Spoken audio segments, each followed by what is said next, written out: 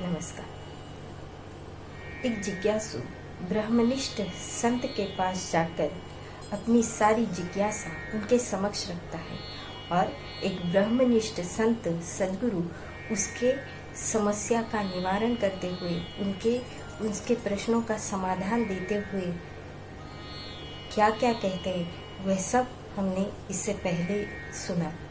अब आगे इसी वार्तालाप में गुरु वह शिष्य का कैसे मार्गदर्शन करते हैं और शिष्य आगे क्या प्रश्न उनके समक्ष रखता है, आइए देखते हैं।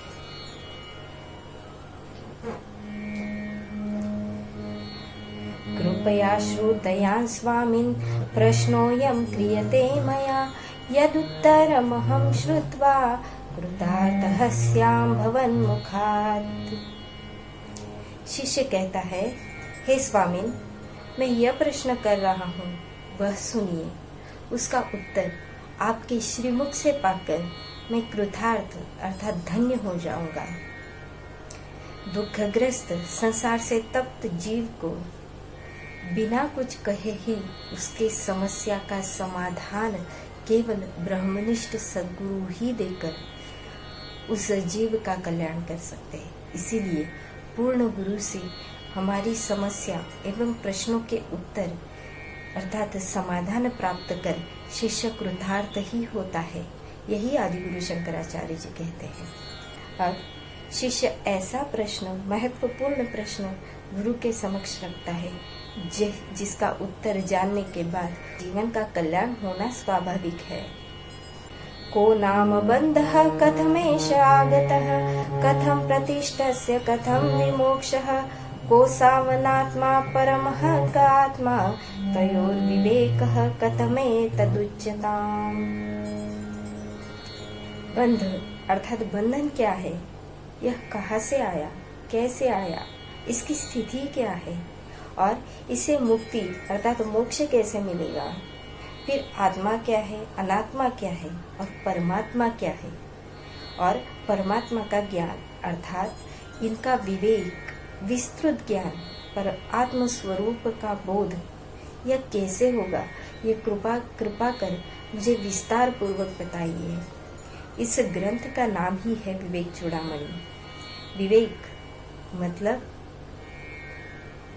परमात्मा का ज्ञान, आत्म तत्व का बोध, खुद को जानना, और चूड़ामणि का मतलब होता है माथे में अर्थात केशों में सजाने वाला एक अलंकार, केशों को समेट कर उसे सजाने वाला एक अलंकार। इंसान का आत्मज्ञान प्राप्त करना मतलब अपने बिखरे हुए विचार रूपी केशों को समेट कर ज्ञान रूपी चूड़ामणि से उसे सजाना, उसे अलंकृत करना। चूड़ामणि एक सुहागन पहनती है। कहते हैं कि जब इंसान ब्रह्मज्ञान, आत्मज्ञान प्राप्त करता है तब वह परमात्मा से अपना संबंध स्थापित करता है, अर्थात वह एक परमात्मा ही सब का पति है, हमारा पथ रखने वाला है। इसीलिए उस परमात्मा का, उसके नाम का विवेक रूपी, ज्ञान रूपी चूड़ामणि हम हमारे माथे पे सजाए रखे। अब गुरु इन सारे प्रश्नों का उत्तर देते हुए क्या कहते हैं? धन्योऽसि कृतकृत्योऽसि पावितं ते कुलं त्वया यद विद्या बन्धमुक्त्या ब्रह्मी भवतुमिच्छसि। जब आत्म कल्याण के बारे में मनुष्य जागरूक रहता है और उस परमात्मा को जानने की जिज्ञासा तीव्र होती है तो गुरु भी ऐसे मनुष्य को शिष्य रूप में प्राप्त कर आनंदित होते हैं और अपने शिष्य की प्रशंसा करते हुए कहते हैं, तू धन्य है, कृतकृत्य है, तुझसे तेरा कुल पवित्र हो जाएगा क्योंकि तुम इस अज्ञान अविद्या रूपी बंधन से मुक्त होकर ब्रह्म स्वरूप होना चाहता है। अपनी मुक्ति और मोक्ष अर्थात जीवन के कल्याण के लिए स्वयं प्रयत्न करने का महत्व बताते हुए गुरु आगे क्या कहते हैं? ऋणमोचन कर्तारः पितुः सन्ति सुतादयः बन्धमोचन कर्ता तु स्वस्मादन्यो न कश्चन। व्यावहारिक दृष्टि से तो पिता ने लिया हुआ ऋण बेटा चुका सकता है, पुत्र चुका सकता है। मतलब अगर पिता ने ऋण लिया हुआ है तो बेटा वह ऋण चुकाकर पिता का भार हल्का कर सकता है, उसे मुक्त कर सकता है। परंतु अध्यात्म में यह नियम बिल्कुल विपरीत है।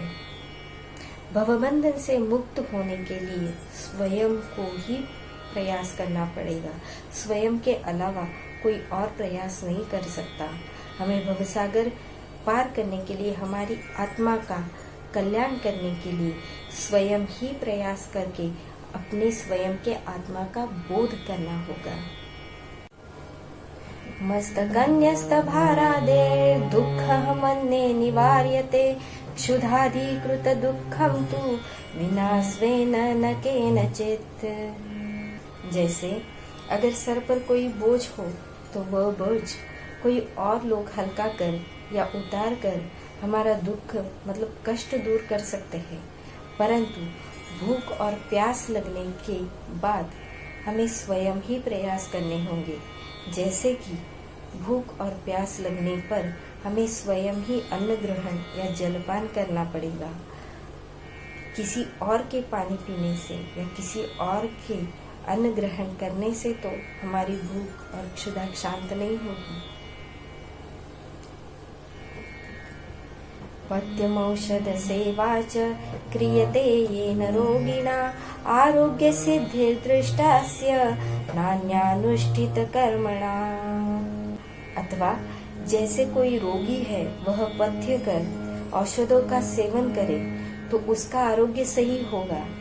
किसी और ने उस रोगी के लिए औषधों का सेवन करे और पथ्य करे तो उस रोगी का स्वास्थ्य तो ठीक नहीं होगा। इसके लिए रोगी को स्वयं ही पथ्य और औषध का सेवन करना पड़ेगा। वस्तु स्वरूपं स्फुटबोध चक्षुषा स्वेनैव वेद्यं न तु पंडितेन चंद्र स्वरूपं निज चक्षुषैव ज्ञातव्यमन्यैरवगम्यते किम। वैसे ही अपने आत्मा का बोध भी स्वयं अपने ज्ञान चक्षु से ही करना होगा, किसी अन्य के द्वारा नहीं। ठीक वैसे ही जैसे चंद्रमा का स्वरूप देखना हो तो अपने ही नेत्रों से देख सकते हैं। दूसरों के नेत्र से चंद्रमा का स्वरूप नहीं देखा जा सकता। अविद्या काम कर्मादि पाशबंध विमोचितुं कः शक्नुयाद् विनात्मानं कल्पकोटि शतैरपि। अविद्या, कामना और कर्मों के जाल के बंधनों को 100 करोड़ कल्पों में भी अपने खुद के अलावा और कौन खोल सकता है, यह आदि गुरु शंकराचार्य जी कहते हैं।